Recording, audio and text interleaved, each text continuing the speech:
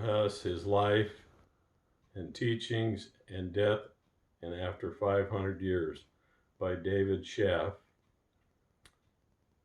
John Huss was born in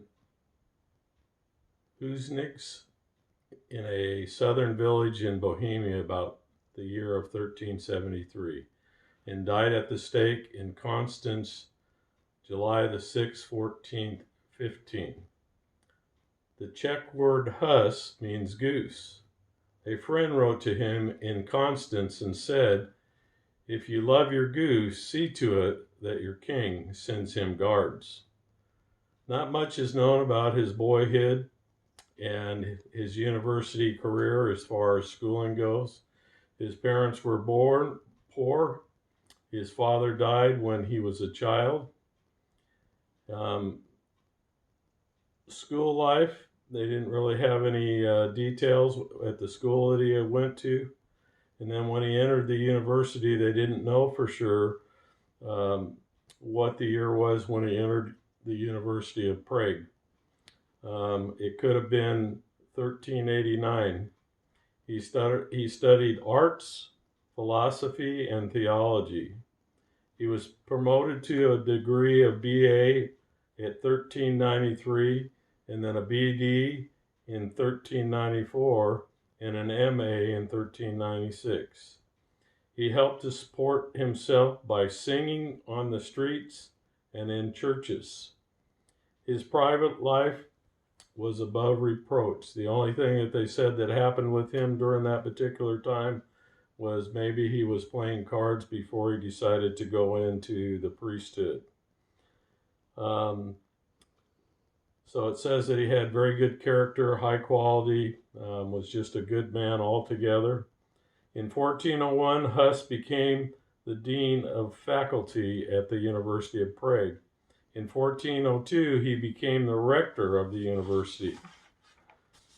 The qualities of elegance and moral elevation and personal magnetism ascribed Huss to a T. He was a remarkable man in the eyes of his students and faculty.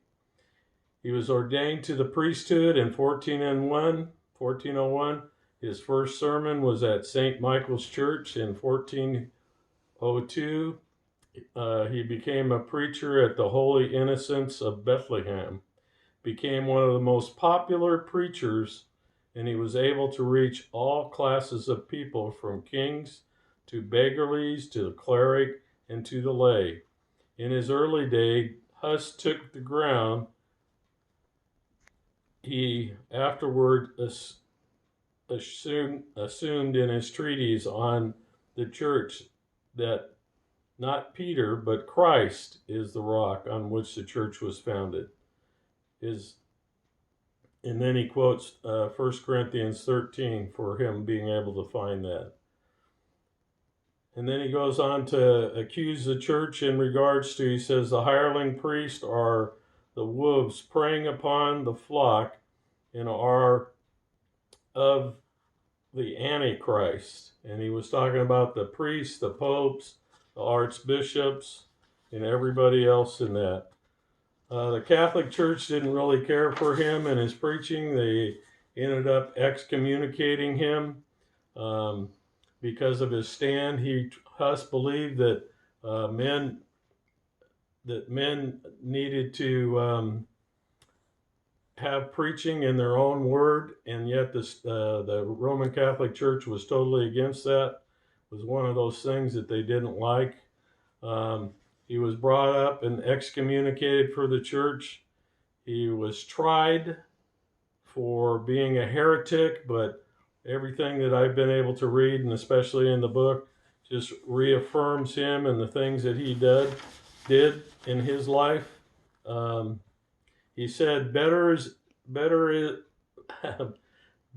is to die well than to live ill. To avoid death, we must not sin. To end the present life in grace is to pass out of misery. So he was really a great man, had a lot to do for the reformers and the periods after that, but he was found guilty. He was burned at the stake, in 1415, and he ended up singing praises to God and praying prayers while he was being burned at the stake. Thank you.